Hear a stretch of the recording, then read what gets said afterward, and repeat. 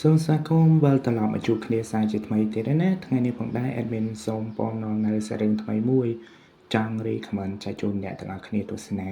ដែលសាររឿងរបស់យើងមានចំណងជើងថាផ្ដើមស្នេហ៍នៅក្នុងបណ្ណាល័យដំណើរសាររឿងកើតឡើង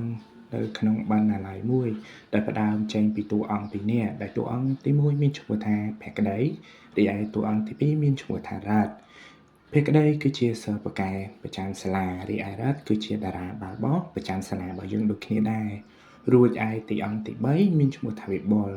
គឺគេជាសិស្សបកែដូចគ្នាដែរក៏ប៉ុន្តែគេមកពីសាលាផ្សេងដែលគេមានគម្រោងធ្វើ assignment ជាមួយនឹងភក្តីលើពីនេះទៅទៀតតើតោះនឹងរឿងនេះផងដែរក៏មានឈុតឆាកលាយឡំនឹងស្នេហាក៏ដូចជាការប្រចាំដោយពួកគេក្លាហានតស៊ូដោយមិនខ្វល់ពីពាក្យចចាមអារាមនៅក្នុងសាលា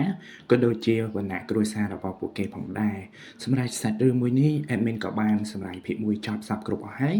ចឹងបើសិនជាអ្នកទាំងអស់គ្នាចង់ទៅទស្សនាអាចទៅទស្សនាបាននៅលើ channel YouTube របស់ admin រីឯតម្លៃអប់រំនៅក្នុងសាច់រឿងនេះសូមបញ្ជាក់ឲ្យឃើញថាស្នេហាមិនប្រកាន់ទៅលើភេទពណ៌សម្បុរឬក៏វណ្ណៈអ្វីនោះទេចឹងការបកស្រាយរបស់ admin ក៏ឈានមកដល់ទីបញ្ចប់ហើយបើសិនជាអ្នកទាំងអស់គ្នាចង់ទៅទស្សនាគឺអាចទៅទស្សនាបានណាអរគុណច្រើនជួបគ្នានៅឱកាសក្រោយទៀតបាយបាយ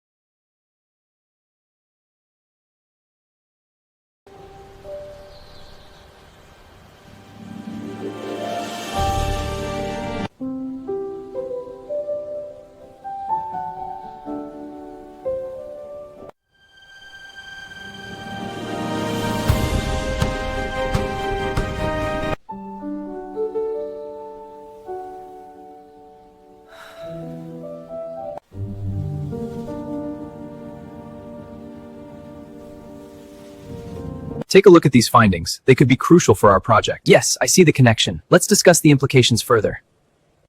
Hey, focus here! What do you want? Just checking if you're paying attention.